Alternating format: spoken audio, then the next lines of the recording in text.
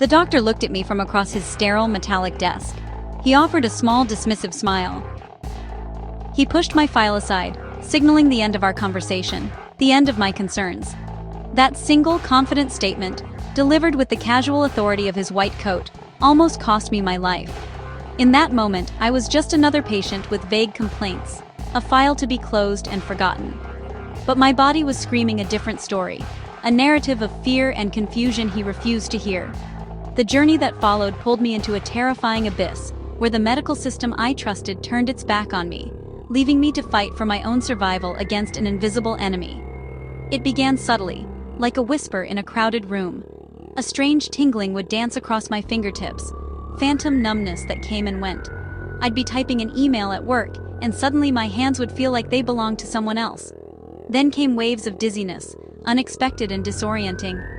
They would wash over me in the grocery store aisle, or while driving my car, forcing me to grip the cart or steering wheel until the world stopped spinning. I dismissed it at first. Stress, lack of sleep, too much coffee. I made excuses because the alternative was too frightening to consider. But the whispers grew louder, until they became a constant, unnerving hum beneath my daily life. The confusion was the most terrifying part. I started losing words mid-sentence, my thoughts dissolving into a fog I couldn't penetrate. I would walk into a room and forget why I was there, multiple times a day. My mind, once sharp, felt like it was betraying me. I tried to explain these episodes to my first doctor, stitching the symptoms into a coherent narrative. I described the tingling, I described the vertigo, I described the mental haze. I trusted his expertise, believing he would unravel the mystery. He listened with practiced patience, nodding, his pen making perfunctory notes. He ran basic tests. He drew some blood. He sent me on my way with reassurances. When the results came back, he called with finality. Everything was normal. "Your blood work is perfect," he declared, as if that invalidated what I was feeling. When I visited again, desperate for answers, he leaned back in his chair, detached. "It's nothing. Probably just anxiety." He offered a prescription for my nerves, not a solution for the war inside my body. I left that doctor's office with a prescription for anxiety medication clutched in my numb hand. The piece of paper felt like a verdict, a final judgment on my sanity. "It's nothing," his words echoed, but they offered no comfort. They planted a seed of self-doubt that began to grow insidiously within me. Was I imagining it all? Was this strange constellation of physical ailments merely a manifestation of a troubled mind? I tried to believe him. I wanted to believe him. It would have been so much easier to accept that the problem was my perception, not my body. But as I walked to my car, another wave of dizziness washed over me, so potent that I had to lean against a wall to keep from falling. My body wasn't lying. It was sending distress signals I could no longer ignore. The following week, I found myself in a different clinic, hoping for a fresh perspective. I recounted my story again, carefully detailing the tingling in my hands. I recounted my story again, carefully detailing the episodes of vertigo that ambushed me without warning. I recounted my story again, carefully detailing the confusing mental fog that clouded my thoughts. This new doctor listened, but with the same detached air as the first. He ordered another round of standard blood tests. He ordered a basic neurological exam. He tapped my knees with a rubber hammer. He watched me walk a straight line. He asked me to follow his finger with my eyes. Each test felt like a performance, a small play I had to act out perfectly to prove that something was genuinely wrong. Yet, with each normal result, the doctor's skepticism grew more palpable. My frustration mounted with each visit. I was becoming a professional patient, an expert in my own unexplained decline. I'd show up to appointments with a list of new or worsening symptoms, my voice trembling with a mixture of fear and desperation. The numbness had started to creep up my arms. The confusion was making it difficult to perform simple tasks at work. I once stared at a spreadsheet for 10 minutes, completely unable to comprehend the numbers in front of me. I felt like I was losing myself piece by piece, and the very people I turned to for help were looking at me as if I were a nuisance, a hypochondriac wasting their valuable time. Their dismissal was a quiet kind of cruelty, a slow erosion of my hope. One evening, while cooking dinner, my hands went so numb I dropped a glass, watching it shatter on the floor in slow motion as a profound sense of detachment washed over me. My heart pounded in my chest and the room began to spin violently. Convinced I was having a stroke, my husband rushed me to the nearest hospital. The bright, chaotic energy of the ER was overwhelming. For a moment I felt a flicker of hope. Here, surely they would take me seriously. Here they would find what was wrong. They hooked me up to monitors, their rhythmic beeping a stark soundtrack to my fear.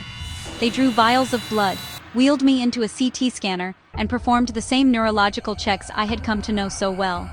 I lay in the sterile, cold room of the scanner, the machine humming around me, and I prayed for an answer. I prayed for something to show up on the screen, anything that would give my suffering a name.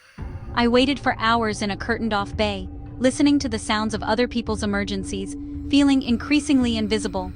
My husband sat beside me, his hand clutching mine, his face etched with a worry that mirrored my own. Finally, a young, tired-looking doctor pulled back the curtain. He held a clipboard and avoided making direct eye contact. He explained that all my tests had come back normal. The CT scan of my head was clear. My heart rhythm was steady. My blood work showed no signs of an emergency. He suggested I might have had a panic attack brought on by stress. He spoke with a gentle, patronizing tone that made my blood run cold. It was the same story, just a different setting. He recommended I follow up with my primary care physician and a psychiatrist. The message was clear. My problem wasn't in my body, but in my head. Leaving the hospital that night felt like a profound defeat. The cool night air hit my face, but it did nothing to clear the fog in my mind. The symptoms had subsided to a low hum, but the fear remained, now amplified by a deep sense of isolation. I felt utterly alone, abandoned by the very system designed to protect me.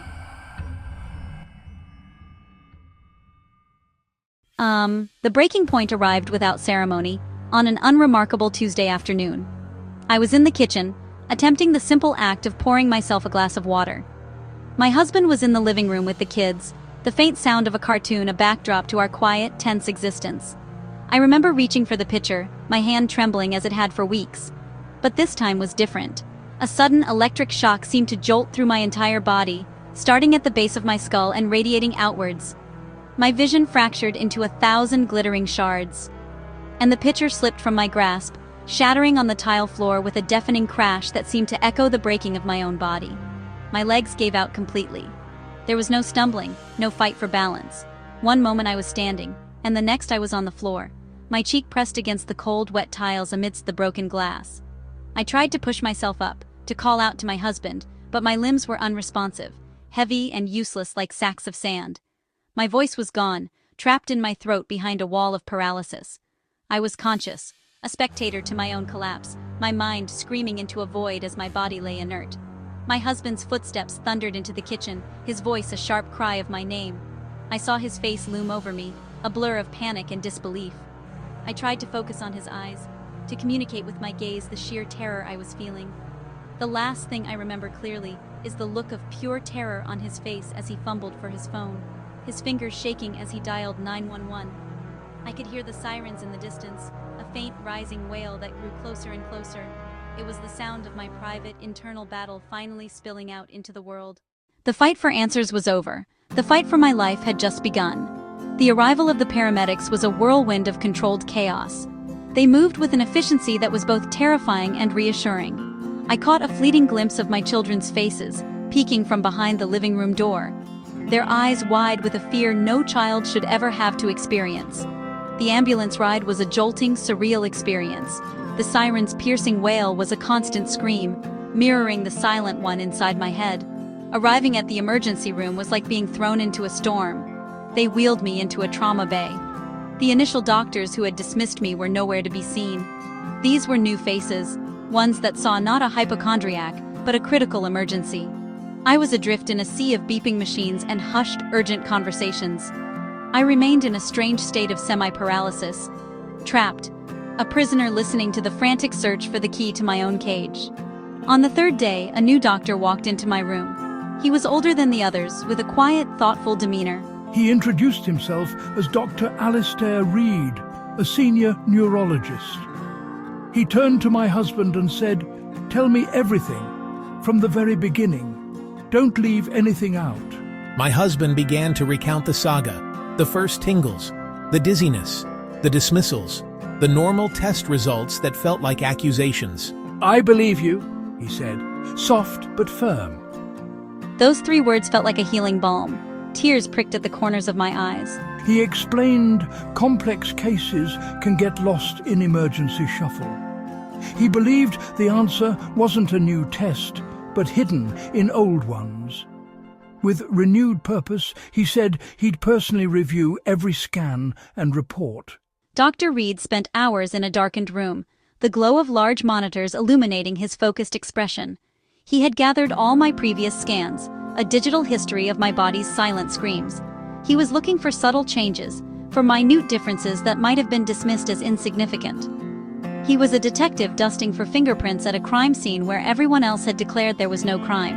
I think I've found something, he said, his voice calm, but with an undercurrent of excitement. He pointed to a tiny, almost imperceptible area. On your first scan, there's a very faint, wispy shadow. Now, look here. The shadow was still there, but it was no longer faint.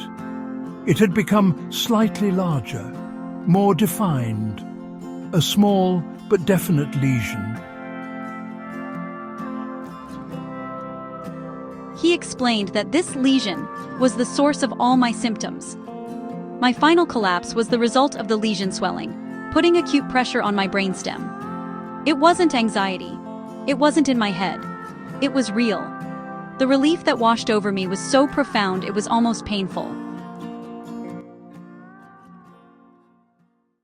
The immediate goal was to reduce the swelling. They started me on high-dose steroids. The effects were almost immediate. Within 12 hours, the oppressive fog in my head began to lift. I found I could wiggle my fingers, then my toes. The first word I managed to speak was my husband's name. My voice a weak, raspy whisper. But it was the most beautiful sound I had ever heard.